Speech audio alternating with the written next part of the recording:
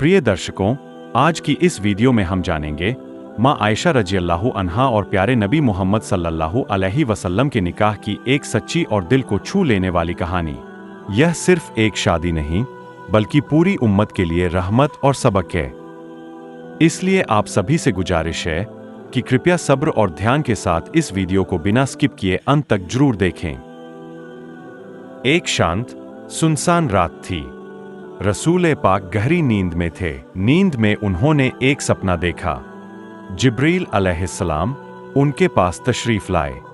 उनके हाथ में एक रेशमी रुमाल था। रसूलुल्लाह ने पूछा, जिब्रील, तुम्हारे हाथ में क्या है?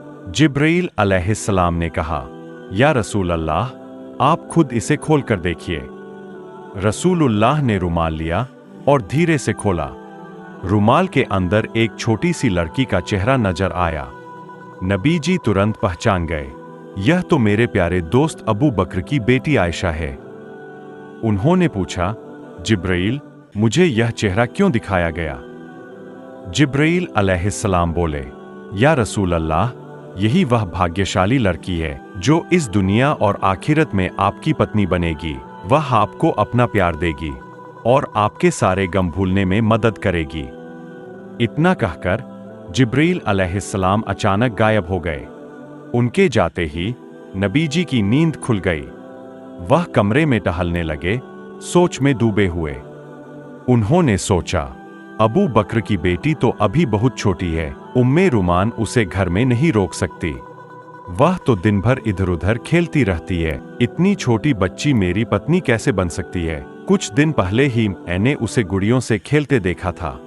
क्या वह सच में मेरी हमदर्द बनेगी? क्या इतनी छोटी उम्र में कोई सच्चा प्यार समझ सकती है? इन ख्यालों में डूबे रसूलुल्लाह बेचैन हो गए। 3 रात लगातार नबी जी ने वही सपना देखा। अब उनके दिल में कोई शक बाकी नहीं रहा। उन्होंने सिर झुकाकर अल्लाह ताला के हुक्म को कबूल कर लिया। अब वह समझ चुके थे कि अल्लाह यही चाहते हैं, आयशा रज़ियल्लाहु अन्हा नबी जी की जीवन संगिनी बने। प्यारे दर्शकों, यहाँ एक बात समझना जरूरी है। जब तक हजरत आयशा रज़ियल्लाहु अन्हा रसूलुल्लाह की पत्नी न बने, हम उन्हें बालिका आयशा या किशोरी आयशा कहेंगे, ताकि हम उस दौर की परिस्थिति को दिल से महसूस कर सकें। एक दिन हजरत खदीजा रज़ियल्लाहु अन्हा की वफात के बाद नबी जी अकेलेपन को दूर करने के लिए हजरत अबू बकर सिद्दीक रज़ियल्लाहु अन्हु के घर तशरीफ ले गए। जब वह आंगन में पहुंचे तो देखा, छोटी आयशा रज़ियल्लाहु अन्हा अपनी सहेलियों के साथ गुड़िया खेल रही है। उसका पूरा ध्यान बस खेल में था। नबी जी को उसे देखकर थोड़ा ताज्जुब हुआ। वह मुस्कुराते हुए उसके पास आए। नजदीक जाकर बोले, क्या कर रही हो आयशा? तुम्हारे हाथ में क्या है? आयशा ने मासूमियत से जवाब दिया, ये तो मेरा घोड़ा है। नबी जी हंसकर बोले, अच्छा समझ गया, लेकिन इसमें पंख क्यों हैं? घोड़े के तो पंख नहीं होते। आयशा ने तुरंत कहा, आपको किसने कहा कि घोड़े के पंख नहीं होते? क्या आपने नहीं सुना? अल्लाह के नबी हजरत सुलेमान अलैहिस्सलाम के घोड़े के पंख थे। यह सुनकर रसूलुल्लाह जोर से हंस पड़े। इतनी प्यारी हंसी कि उनका नूरानी चेहरा चमक उठा। बाद में हजरत आयशा रज़ियल्लाहु अन्हा खुद बयान करती है, उस दिन नबी जी इतनी जोर से हंसे थे कि मैंने उनके दांतों की मांस और मसूड़े तक देख लिए थे। सुभान अल्लाह। नबी जी आयशा की होशियार बुद्धि और तेज याददाश्त के बारे में पहले से जानते थे, लेकिन आज की घटना ने उनके दिल पर एक नई छाप छोड़ दी। वह बालिका आयशा की तरफ देखने लगे और सोचने लगे, क्या इसी वजह से अल्लाह ताला ने इस लड़की को मेरी पत्नी बनाने का फैसला किया है? क्या उसकी प्रतिभा और याददाश्त में मेरी उम्मत के भविष्य का कोई रहस्य छुपा है? वास्तव में आगे चलकर ऐसा ही हुआ। हजरत आयशा रज़ियल्लाहु अन्हा उन 7 सहाबियों में से थीं जिन्होंने सबसे ज्यादा हदीस बयान किए। अपनी तेज बुद्धि के कारण उन्होंने अकेले ही रसूल पाक से 2210 हदीस रिवायत किए। सुभान अल्लाह। प्यारे दर्शकों, खौला बिन्ते हकीम हजरत खदीजा रज़ियल्लाहु अन्हा की करीबी सहेली थीं। जब खदीजा रज़ियल्लाहु अन्हा का इंतकाल हुआ तो खौला ने नबीजी की तरफ से सौदा बिनते जमा के पास शादी का प्रस्ताव भेजा था और उन्हीं की कोशिश से यह निकाह मुकम्मल हुआ। चूंकि खौला बिनते हकीम पहले भी नबीजी के निकाह में योगदान दे चुकी थीं, इसलिए एक दिन नबीजी उनके घर गए। उन्होंने खौला को अपने सारे ख्वाब सुनाए और कहा कि वह यह शादी का पैगाम अबू बकर रज़ियल्लाहु अन्हु के घर ले जाए।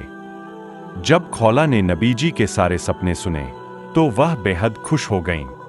वह तुरंत हजरत अबू बकर रज़ियल्लाहु अन्हु के घर के लिए रवाना हो गईं। खौला बिनते हकीम हजरत अबू बकर रज़ियल्लाहु ताला अन्हु के घर गईं, लेकिन उस दिन वह उन्हें घर पर नहीं पाईं।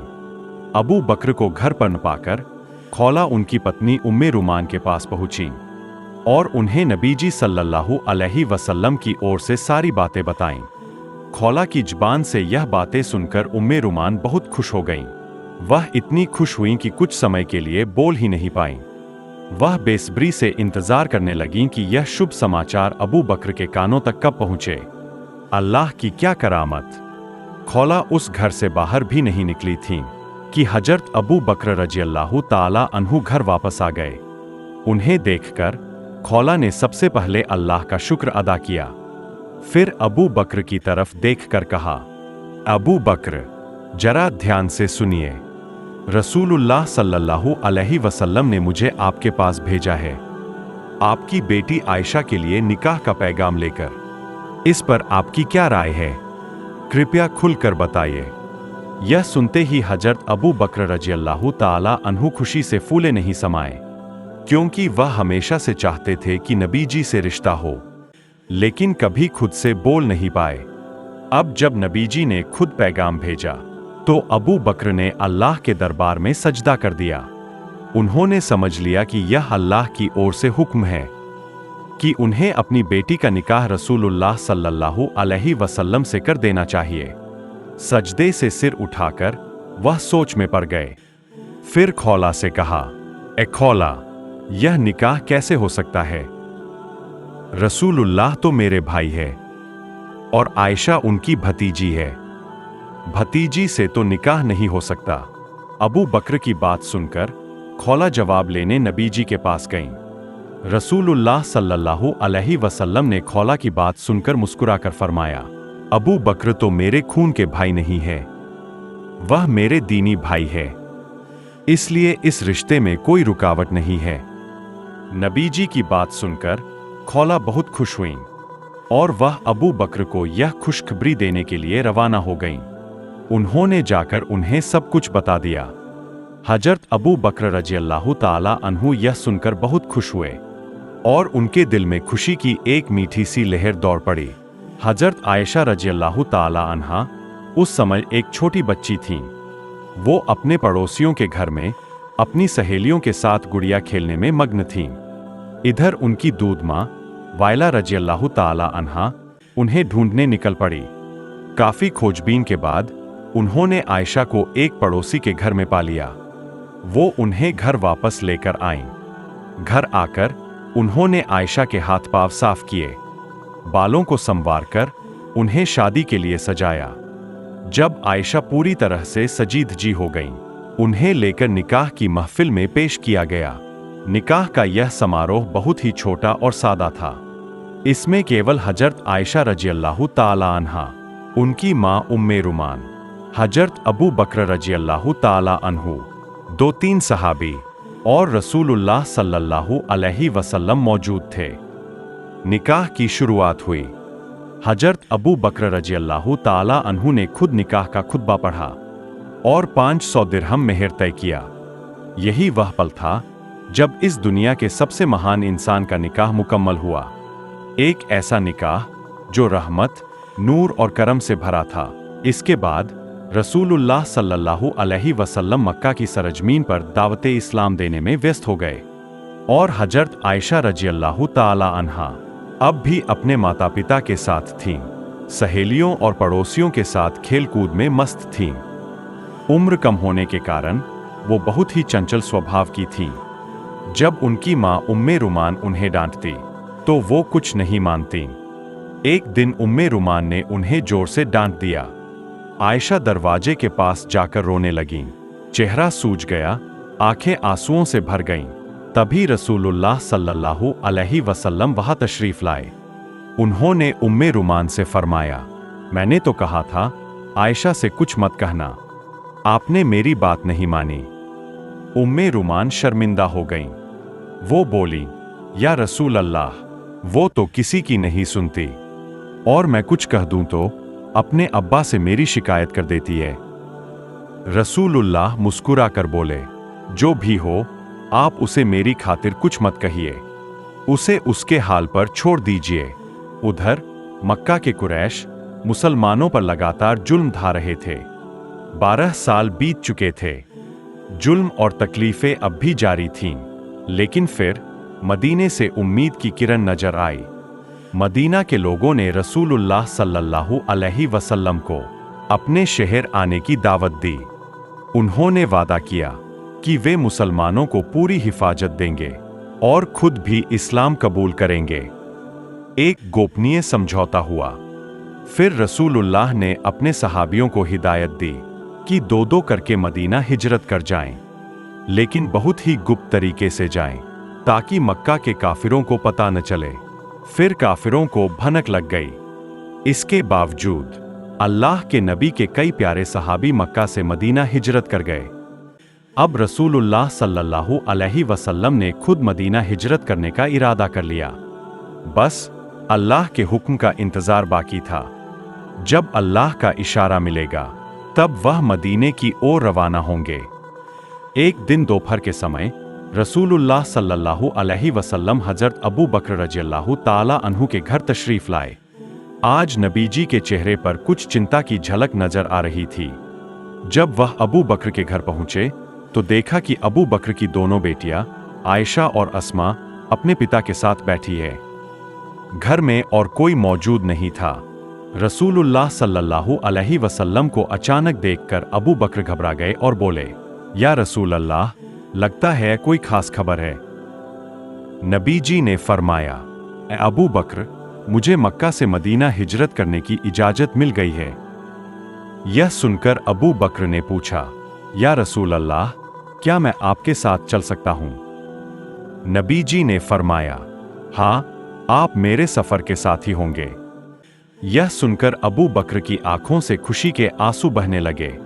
उन्होंने कहा, या रसूल अल्लाह, मेरी जान और मेरे माँ बाप आप पर कुर्बान हों। जिस दिन आपने मदीना हिजरत की इच्छा जताई थी, उसी दिन मैंने 2 ऊंट खरीद लिए थे और उन्हें इस सफर के लिए तैयार किया था।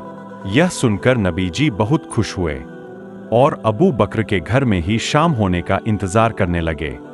उधर अबू बकर सफर की सारी तैयारी करने लगे। इसी दौरान रसूलुल्लाह को खबर मिली कि अबू जहेल और मक्का के अन्य काफिर नेता मिलकर आपको रात में शहीद करने की साजिश कर रहे हैं। नबीजी ने अपने चचेरे भाई हजरत अली रज़ियल्लाहु ताला अन्हु को बुलाया और लोगों की अमानतें उन्हें सौंप दीं। फिर फरमाया, अली, तुम आज रात मेरे घर में मेरे बिस्तर पर सो। हजरत अली ने सब अमानतें लेकर नबीजी के घर की ओर रवाना हो गए। रात का अंधेरा मक्का पर छा गया। रसूलुल्लाह सल्लल्लाहु अलैहि वसल्लम की आंखें नम थीं। उन्होंने अल्लाह के दरबार में दुआ की। फिर हजरत अबू बकर को साथ लेकर सफर के लिए निकल पड़े। जब नबीजी ऊंट पर सवार होने लगे तो मुस्कुराते हुए आयशा रज़ियल्लाहु ताला अन्हा की ओर देखा और कहा, आयशा, हमारे लिए दुआ करो, हम हिजरत के लिए रवाना हो रहे हैं। इसके बाद रसूलुल्लाह और अबू बकर लंबा सफर शुरू कर देते हैं। बहुत सी मुश्किलें और खतरों को पार करते हुए अंततः मदीना पहुंच जाते हैं। मदीना पहुंचने के 3 महीने बाद नबीजी ने आयशा और उनके परिवार को भी मदीना बुला लिया। अब शाव्वाल का महीना चल रहा है। मस्जिद नबवी की तामीर पूरी हो चुकी है। इसी बीच एक दिन जिब्रील अलैहिस्सलाम नबीजी के पास आते हैं और फरमाते हैं, या रसूल अल्लाह, आयशा आपकी पत्नी है, अब आप उन्हें इज्जत के साथ अपने घर ले आइए। यह कहकर जिब्रील अलैहिस्सलाम विदा हो गए। अल्लाह की क्या करामत! अगले ही दिन हजरत अबू बकर रज़ियल्लाहु ताला अन्हु खुद नबी जी के पास आए और कहा, या रसूल अल्लाह, क्या आप अपनी पत्नी को घर नहीं लाएंगे? रसूलुल्लाह थोड़े शर्मिंदा हुए और फरमाया, मैं मेहर की रकम के बारे में सोच रहा हूँ, पूरा मेहर अब तक मेरे पास नहीं है। यह सुनकर अबू बकर ने इजाजत ली और घर चले गए। वह सोच रहे थे, अगर मैं इस समय नबी जी को खुश कर सकूं, तो यह मेरे लिए सबसे बड़ी नेकी होगी। यह सोचते हुए वह घर में दाखिल हुए और 500 दिरहम लेकर वापस नबी जी के पास पहुंचे। उन्होंने वह रकम नबी जी को तोहफे के तौर पर पेश की। रसूलुल्लाह सल्लल्लाहु अलैहि वसल्लम ने वह तोहफा कबूल कर लिया और वही रकम हजरत आयशा का मेहर बना दिया। उस वक्त आयशा की उम्र मात्र 9 साल थी। अब अल्लाह के हुक्म से रसूलुल्लाह अपनी पत्नी आयशा को अपने घर लाने वाले हैं। नबी जी ने सहाबियों और अबू बकर के परिवार को बुलाया। एक छोटा सा आयोजन किया गया। उसी कार्यक्रम के जरिए आयशा रज़ियल्लाहु ताला अन्हा की शादीशुदा जिंदगी की शुरुआत हुई। प्रिय दर्शकों, हजरत आयशा रज़ियल्लाहु ताला अन्हा के साथ जिस घर में नबी सल्लल्लाहु अलैहि वसल्लम रहते थे, उस घर का वर्णन किताबों में इस प्रकार आया है। वह एक छोटा सा घर था जिसके चारों ओर की दीवारें मिट्टी की बनी थीं। छत पर छाया के लिए खजूर के पत्ते और खजूर की डाली लगी हुई थी। बारिश का पानी घर के अंदर न घुसे, इसके लिए छत पर कंबल जैसा एक कपड़े का आवरण बिछा हुआ था। यह घर रसूलुल्लाह सल्लल्लाहु अलैहि वसल्लम की प्रियतम उम्मुल मोमिनीन आयशा बिनते अबू बकर रज़ियल्लाहु ताला अन्हा का बसेरा था। यहीं से हजरत आयशा रज़ियल्लाहु ताला अन्हा का पारिवारिक जीवन शुरू हुआ। हजरत आयशा रज़ियल्लाहु ताला अन्हा आगे कहती है, अगर हमारे पास दीपक जलाने का तेल होता भी तो हम उसे खाना बनाने में इस्तेमाल करते, क्योंकि उस वक्त हम जलाने के लिए जैतून का तेल प्रयोग करते थे। वह तेल खाना पकाने और जलाने दोनों के लिए इस्तेमाल होता था। इस तरह महीनों तक हमने गुजारा किया। कोई सहाबी अगर कुछ हदिया देते तो वही हमारे घर का एक वक्त का खाना बन जाता। सहाबा सिर्फ कुछ खजूर, एक कटोरी दूध या 2 रोटियां ही देते थे, लेकिन हमारे परिवार में प्यार की कमी नहीं थी। थोड़ा सा खाना होता, फिर भी दोनों मिलकर खाते थे। अंधेरे में जब हम खाना खाते थे तो एक ही खाने पर दोनों के हाथ पड़ जाते थे, तब हम बांटकर खाते थे। हजरत आयशा रज़ियल्लाहु ताला अन्हा फरमाती है, कभी अगर मांस का खाना होता तो मेरे चबाए हुए हड्डियों को रसूलुल्लाह सल्लल्लाहु अलैहि वसल्लम फिर से चबाकर खाते थे। पानी पीने के प्याले में मैंने जैसे जहां से पिया, वही रसूलुल्लाह सल्लल्लाहु अलैहि वसल्लम अपना मुंह लगाकर पीते थे। सुभान अल्लाह। प्रिय दर्शकों, आज का वीडियो यही समाप्त होता है। अगर आपको यह वीडियो अच्छा लगा हो तो कृपया अपने कीमती विचार जरूर बताएं। साथ ही इसे अपने दोस्तों के साथ शेयर करें ताकि यह संदेश फैल सके। सबसे पहले हमारे चैनल को सब्सक्राइब करें और बेल आइकन दबाएं ताकि हमारी नई वीडियो की सूचना आपको मिलती रहे। अगली वीडियो देखने का निमंत्रण देते हुए आज के लिए अलविदा। अस्सलामु अलैकुम व रहमतुल्लाहि व बरकातुहू।